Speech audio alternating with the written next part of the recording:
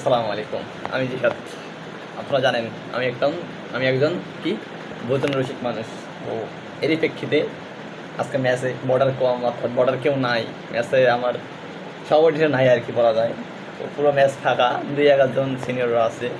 তো একটা অবসর সময় পড়তেছিলাম, সেই দুপুরের পর থেকে, জহরের পর থেকে খাওয়া দাওয়া করে পড়তেছিলাম। একটা বোরিং ফিল হচ্ছিলাম। তারপর থেকে একটা সময় চিন্তা হলো যে আমার বাসা থেকে তো আমাকে আটা দিয়েছে, সে আটা, তারপরে হচ্ছে চিনি, লবণ, এক চিমটিখানি এবং একটা গুঁড়ো প্যাকেটের দুধ মিশ্রিত করে আজকে আমি তো এই মজাদার খাবারগুলো বেনেছি। এগুলো পিঠার মতো একদম, অনেক তুলতুলে নরম। এগুলো আরও নরম হয়েছে, মানে টেস্টি হবে ইনশাল্লাহ খেতে। তো আপনারা দেখেন, আমি রিভিউ দেখে যে কেমন হয়েছে। মাশাআল্লাহ, একদম সেরা হয়েছে।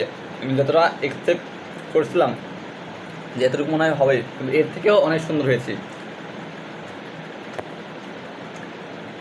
মধ্যে ভিতরে একদম একদম তুলতুলে নরম ভাবটা আছে, সেই সঙ্গে একদম যে বিষয়টা কেমন হয়েছে যে আমরা পিঠা খাই না, তেলে ভাজা পিঠা বলে আমার আঞ্চলিক ভাষাতে, তেল ভাজা পিঠা বলে। তো একদম তেল ভাজা পিঠাটা যেরকম ফুলে ফুলে যায়, এটা অনেক ফুলে গিয়েছিল। এই এখন বাতাস খেয়ে, মানে বাতাস পেয়ে একটু ফুলেটা একটু সব গিয়েছে আর কি। অনেক নরম, একদম অনেক নরম পিঠাটা আর কি। খেতে আসলে আমার অনেক ভালোই লাগতেছে আর কি। ঠিক আছে,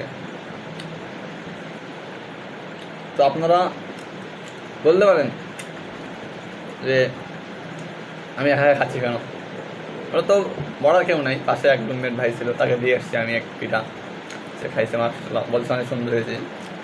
তো একা খাওয়ার মজাই অন্যরকম আমি মনে করি। কোনো কিছু যখন একা একা খাবেন, তখন এর গুরুত্বটা বুঝতে পারবেন আপনি নিজেই, যে এই টেস্ট নিজে রান্না করা, অন্যকে খাওয়ানো, এটা শুধু কারোর জন্য প্রযোজ্য জানেন। যার গার্লফ্রেন্ড আছে, বা বয়ফ্রেন্ড আছে, বয়ফ্রেন্ড গার্লফ্রেন্ডের জন্য রান্না করে নিয়ে যা খাওয়াবে, সেটা অনেক ইন্টারেস্টিং হবে। ছেলে মা বাবার জন্য রান্না করে খাওয়াবে কখনো, সেটা অনেক ইন্টারেস্টিং। যদি আমি খাওয়াই খাওয়াই ফ্রেন্ড সার্কেল গিয়ে, আমার গুরুত্ব দেবে না। ওরা চাইবে কি যে আমি যেন আরেকদিন তাদেরকে খাওয়াই। তো এই ব্যক্তিতে আমি নিজে রান্না করে নিজে খাচ্ছি।